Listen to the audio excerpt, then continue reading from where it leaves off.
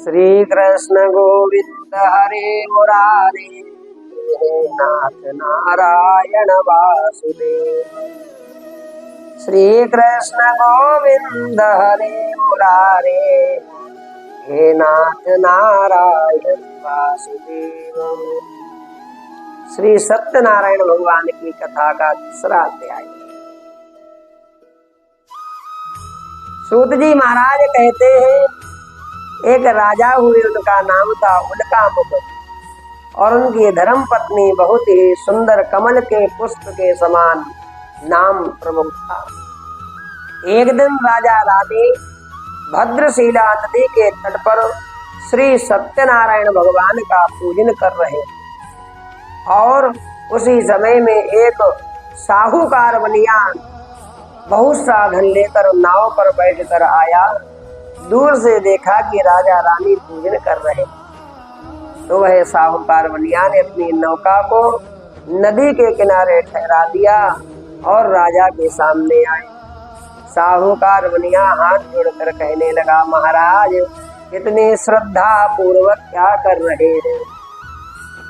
राजा ने कहा कि हे साहूकार बनिया, संतान की प्राप्ति के लिए अतुल पराक्रमी श्री सत्यनारायण भगवान का व्रत और पूजन किया करता हूँ। राजा के वचन को सुनकर साहूकार बनिया कहने लगा, महाराज हमारे भी कोई संतान नहीं, आशा है सत्यनारायण भगवान की कृपा से उत्तम संतान की प्राप्ति हो जाएगी। सारे विधि विधान को जानकर वह साहूकार बनिया व्यापार से निवृत्त होकर अपने घर को आया। अपनी धर्म पत्नी से कहने लगा, भाग्यवान, जब संतान की प्राप्ति हो जाएगी तब सत्यनारायण भगवान का व्रत और पूजन करूंगा। इस प्रकार साहूकार बनिया ने अपनी धर्म पत्नी लीलावती से कहा। भगवान के आशीर्वाद से लीलावती गर्भवती हो।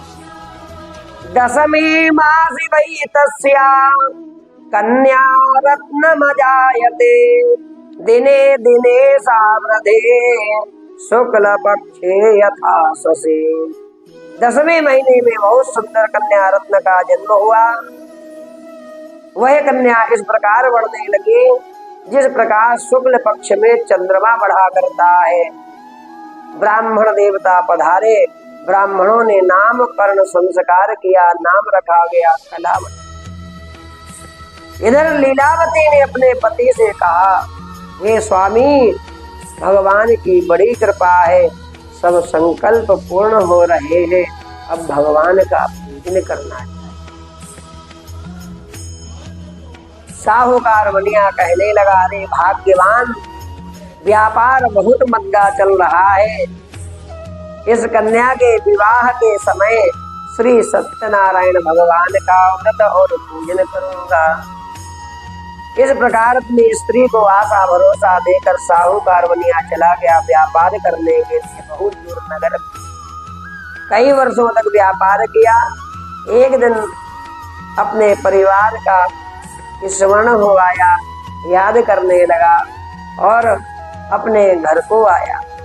बहुत सा धन लेकर सेवकों के साथ में जैसे ही घर में प्रवेश किया साहूकार बनिया ने, तो अपनी कन्या को देखा।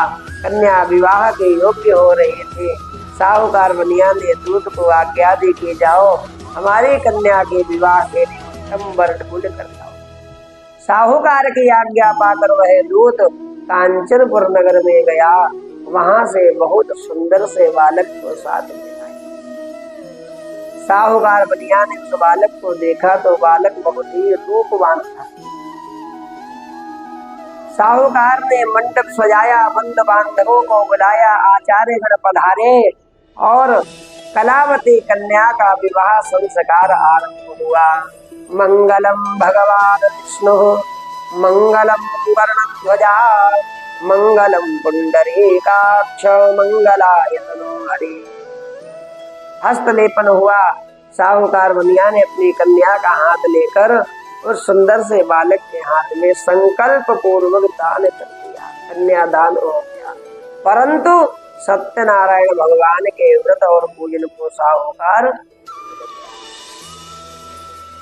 संपूर्ण विवाह विधि पूर्ण हुई और साहूकार बनिया दामाद को लेकर चले गए कहाँ, व्यापार कर। राजा चंद्रकेतु के नगर रत्नसारपुर में जाकर दोनों व्यापार करने लगे।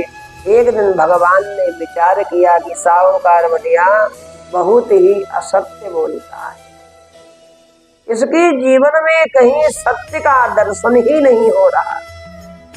भगवान ने विचार किया तो भगवान को दोष आ गया और भगवान ने शाप दे दिया कि तुमको जीवन में नाना प्रकार के दुख प्राप्त होंगे। कुछ ही दिन बीते, श्राप घटित हो गया और राजा चंद्रकेतु के महल में चोरी हो गई। धन की पोटली को लेकर चोर भागने लगे, आगे आगे चोर और पीछे पीछे राजा के दूत।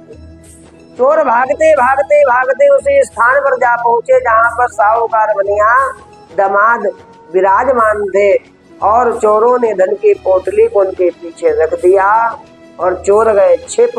पीछे से राजा के दूत आए, उन्होंने राजमहल के धन को देखा।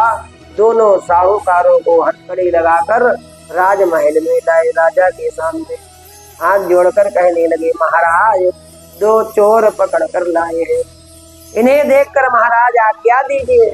राजा की आज्ञा पाकर उन दूतों ने शीघ्रता से उन दोनों महाजनों को मजबूती से बांधकर बड़े किले के कैद खाने में कैद कर दिया। कुछ भी विचार ना किया, साहूकार बनियों को कारागार हो। उसी रात्रि में साहूकार के घर पे भी चोरी हो गई, धन की चोरी हो गई, सब धन ले गए चोर। अन्न का एक दाना भी नहीं बचा। प्रातः काल हुआ, लीलावती कलावती जब जागी तो क्या देखा, घर में अन्न का दाना भी। कलावती कन्या तो चल पड़ी भिक्षा मांगने के लिए। मार्ग में जा रही थी, एक ब्राह्मण की कुटिया में भगवान का पूजन हो रहा था। श्री कृष्ण गोविंद हरे मुरारे, हे नाथ नारायण वासुदेव। जैसे ही परमात्मा का नाम कानों में गया, कलावती कन्या ने उसी कुटिया में प्रवेश किया।